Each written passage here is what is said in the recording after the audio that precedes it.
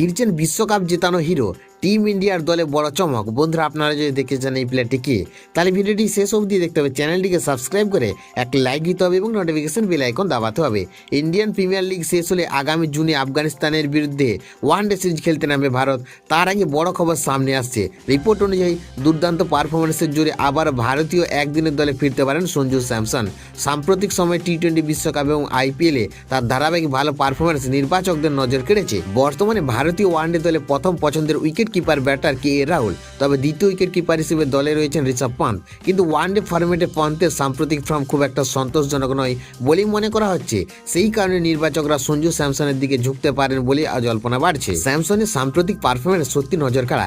আইপিএলে তিনি ধারাবাহিকভাবে রান করেই চলেছেন এবং বড় ম্যাচে দায়িত্ব নিয়ে দলকে এগিয়ে নিয়ে যাচ্ছেন। অনেকের মতে তার এই ফর্মই ভারতীয় দলে কামব্যাকের বড় সুযোগ তৈরি করেছে। অন্যদিকে পন্ত ছোট এবং ফর্মের সমস্যার কারণে কিছুটা পিছিয়ে পড়েছে। যদিও বোর্ডের তরফে এখনো কোনো আনুষ্ঠানিক ঘোষণা করা হয়নি, তবুও ক্রিকেট মহলে জোর আলোচনা চলছে যে আসন্ন সিরিজে বড় পরিবর্তন দেখা যেতে পারে। সব মিলিয়ে এখন দেখার বিষয় সঞ্জু স্যামসন কি সত্যি ওয়ানডে দলে ফিরে আসতে পারে এবং নিজের জায়গা পাকা করতে পারে কিনা।